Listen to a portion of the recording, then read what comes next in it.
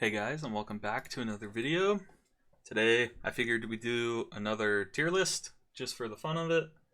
Um, and I figured in the vein of my last tier list, in the same vein, I would do another Mythic Plus tier list, and this time with the BFA dungeons. So I found this 8.3 dungeons tier list, and I'll just talk about where I would rank everything, what I liked most, what I disliked the most, and maybe in the future they'll bring BFA Mythic Plus to Time Walking as well as Legion. So that'd be pretty cool.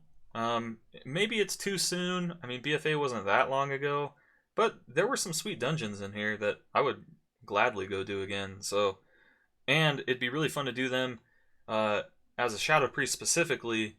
Now that Shadow Priest is different, right? Because I did all these dungeons with old Shadow Priest, so it'd be cool to go back and do them with the new Shadow Priest and see how things have changed, see how the meta is different, things like that. I'm sure there are other people who feel the same. So let's just get right into it. I'll start from this leftmost one and just work my way across like I did last time. Let's start with Ital. This dungeon was pretty cool, actually. So because this is an 8.3 tier list or whatever, I'll just talk about these when they were in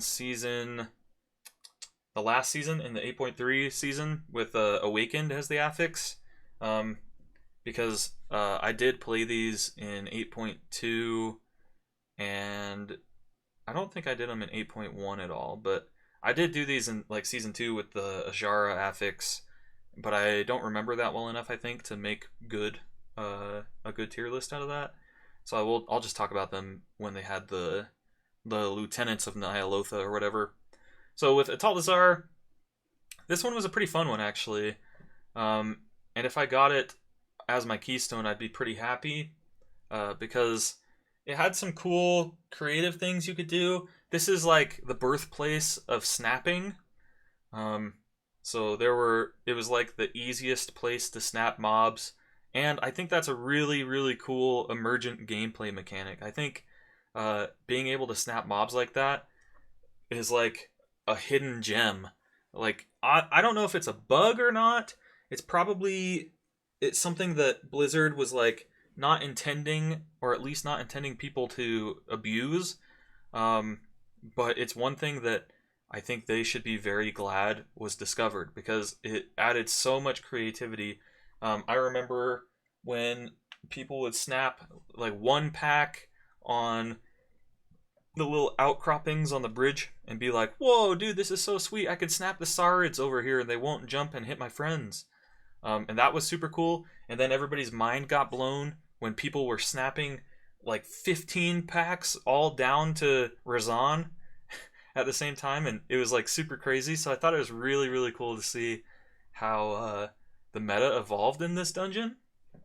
And I felt like there was a decent amount of creativity. I felt like you could go to the right first, you could go down to Razan first, you could go to the left first, and depending on how you wanted to pull things and what you wanted to pull and that kind of thing, you could do some really cool routes with this. And I thought the boss fights were okay. It was pretty punishing at times, for sure. And there were some. It was okay. I'll say the boss fights were a little uninspired in here. So, like, the priestess, she really only had two mechanics. It was like she summons. Well, she had like three. But she had the one thing where she tank busters with a magic buff on herself, and it was super easy to counter. You just dispel that. And then she had the one thing where she spawns pools of blood on the ground over time, and you have to go stand in them before she casts Transfusion. And that was not super great. I mean, it's just like, oh, she's about to cast it, I'll go stand in it. The end, right? Although it was a bit of like an HPS check. It made it hard on the healers, especially at high tyrannical keys. And then the other thing she did was she summoned that mob that would go soak up the blood that you had to burn down. And all in all, not super awesome, not a great boss fight. And then the other ones are kind of similar. Like the final boss has a tank buster, has the mechanic where you all stack and then burn down the ads, and then has the spiders you have to dodge, and that's it.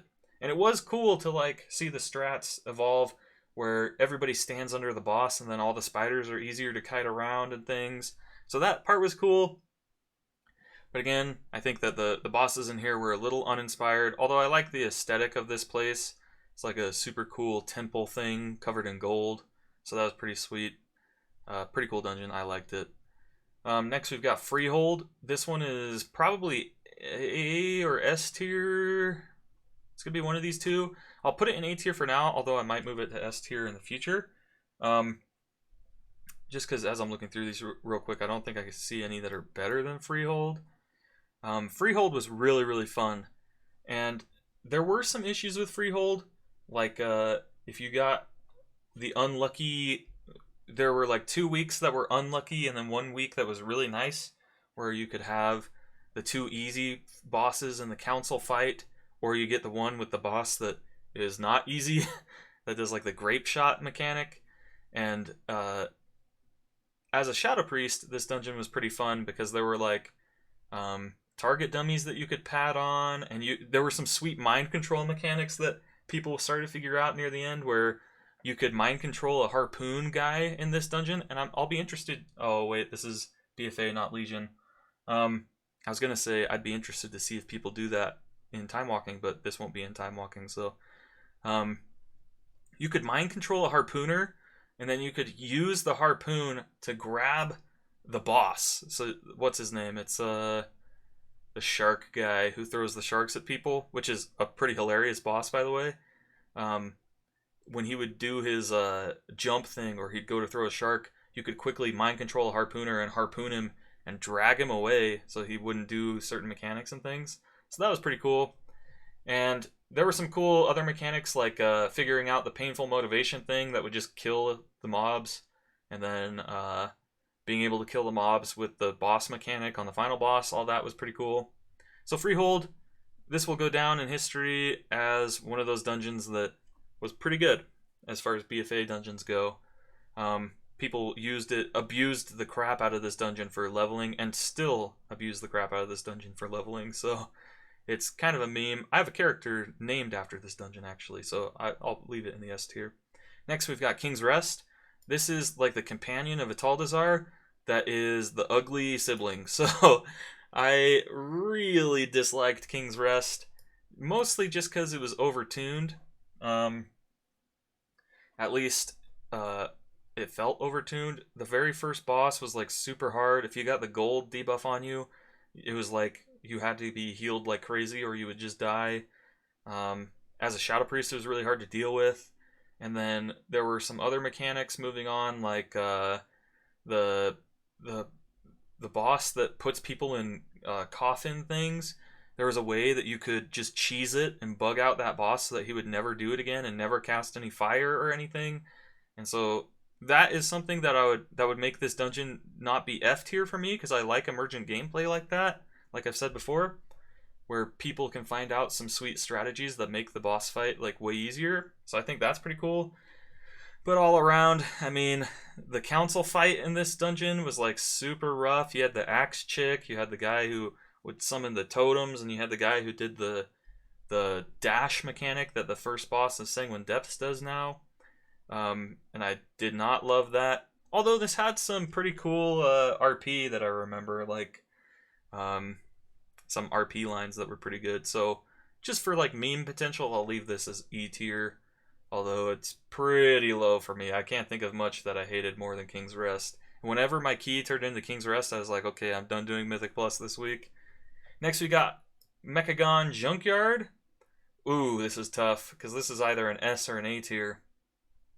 I'll put it in A tier for now. I love this dungeon. I thought it was super fun. There was like so much room for figuring out new routes, figuring out, okay, we're going to go to this haste bot, we're going to go to this armor bot, we're going to go to this, what's the other bot? Lightning bot? So the grease bot was haste, and then the lightning bot was something else, right? So there was like some sweet routing that you could do.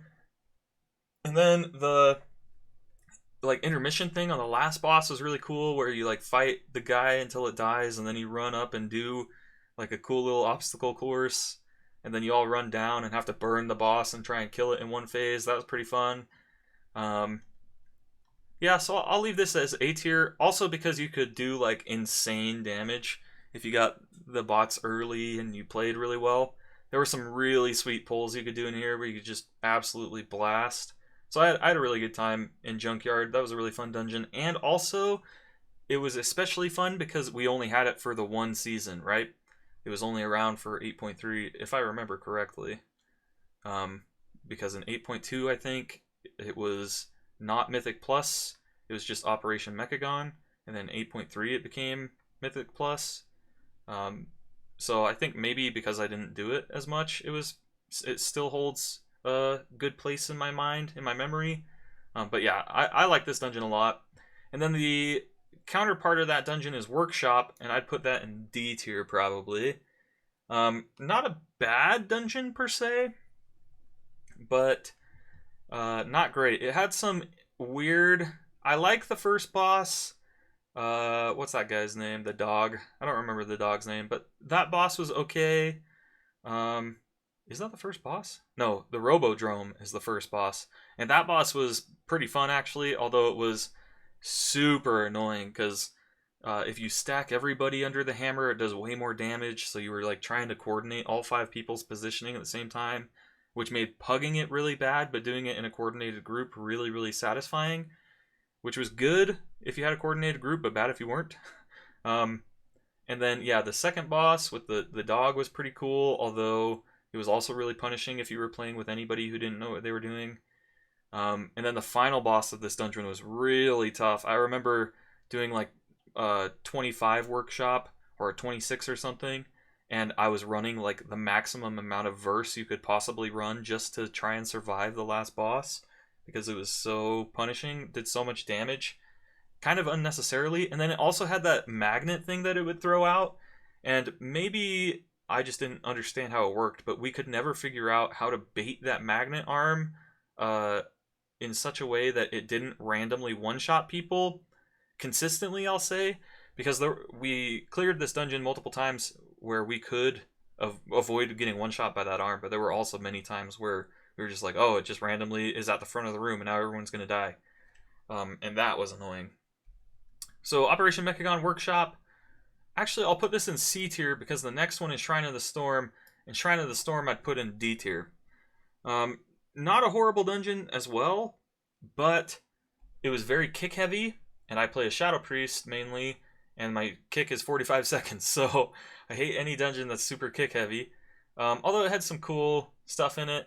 One of the big problems though is if you were like far into the dungeon, the graveyard never updated, so you'd have to run back like way far if you guys wiped or anything. And then that, like I said, that there's that boss that has the girl and the guy, and the girl casts like a bunch of things, and you have to kick every single one, or at least like every other one kind of thing. And it made it really tough and really punishing if you didn't have a ton of kicks. And I remember just sitting there, standing in the safe spot and saying, okay, you kick next, okay, you kick next, okay, you kick next, over and over and over again, and like barely paying attention to my rotation because those kicks were so important. So yeah, I'll probably put this in the D tier. The second to last boss was pretty cool. I like the mind control mechanic, and I really like that on a high key, the only way to do it was you had to jump in the water and like almost kill yourself to get rid of the squid, and then you had to jump out last second so that you didn't die. I thought that was pretty cool, but I'll leave that in the D tier. And then next we've got Siege of Barales.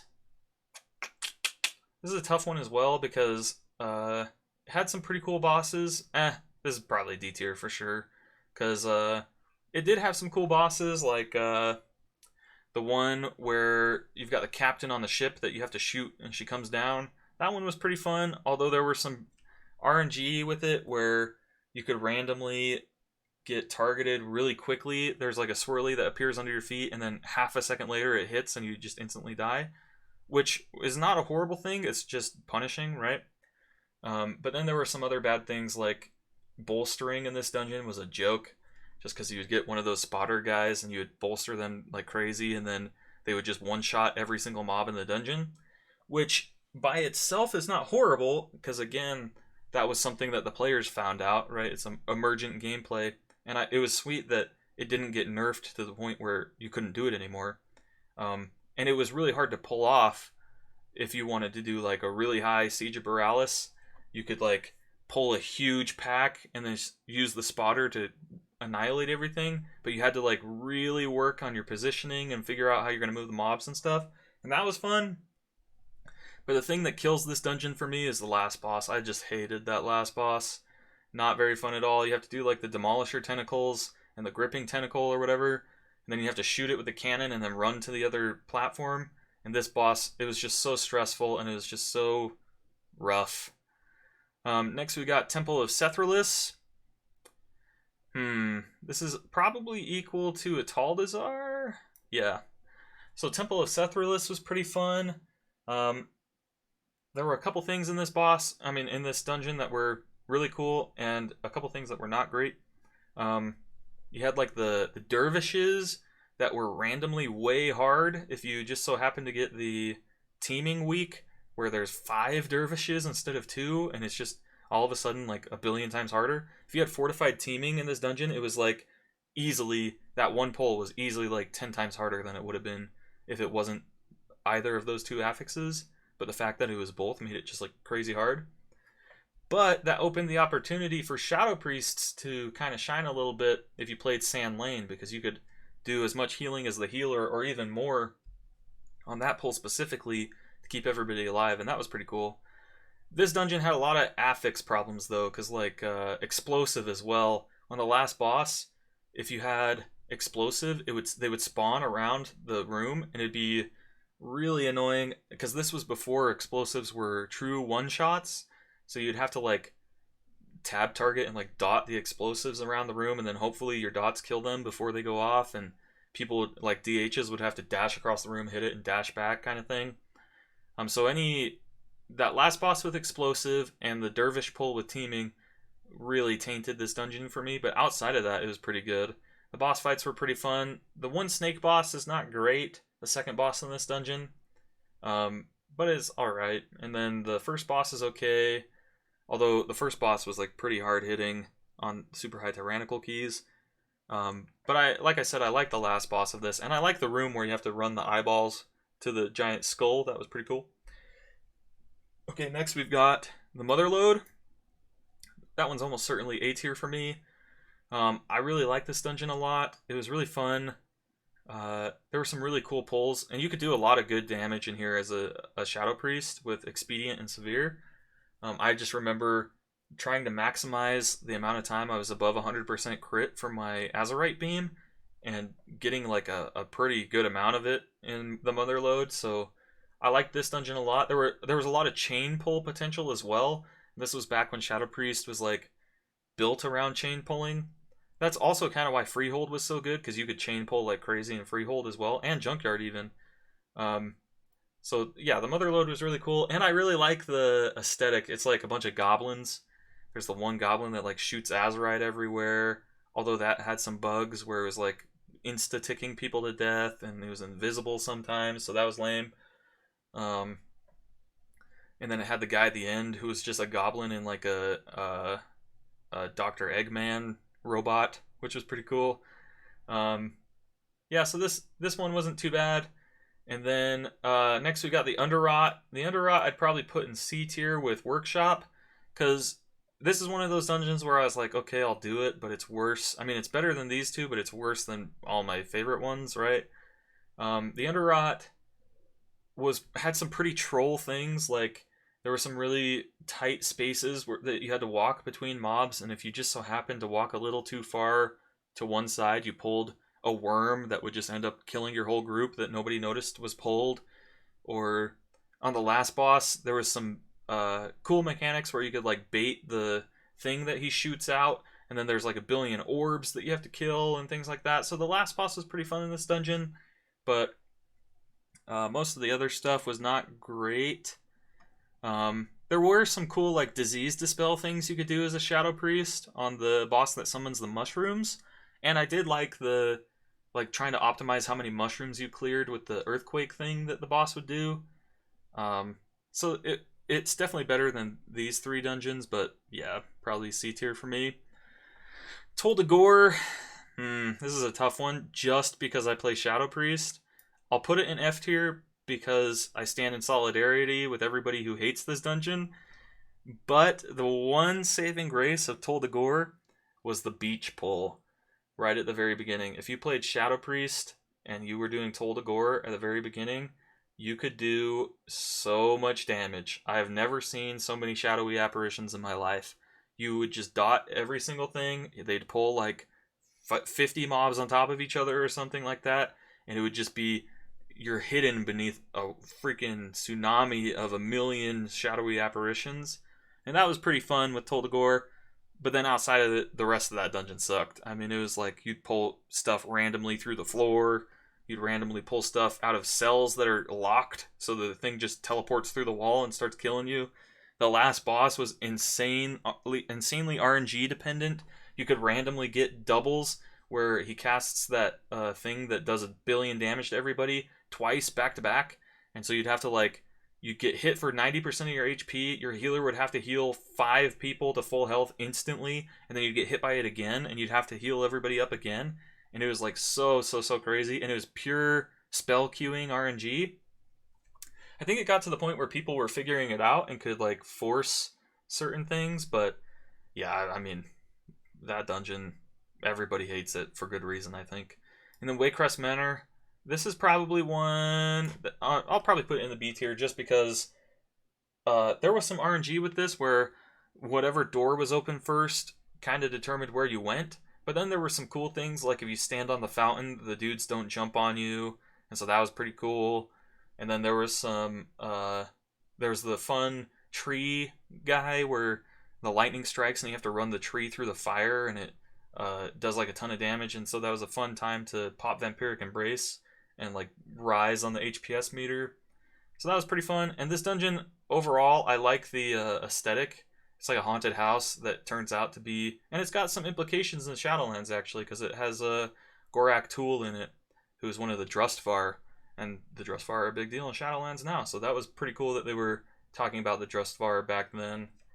But yeah, this is going to be my tier list for how I felt the BFA dungeons were in 8.3. This is honestly just my personal opinion for how I liked them, how I remember them as of 9.1. So let me know what you guys think. If you liked the video, make sure you click the like button if you really liked it. Make sure you hit the subscribe button. Leave a comment if you disagree with me or if you think I missed something or if you think that I was right, you know? Feel free to tell me. You can check the description for a link to my Discord server if you want to come hang out.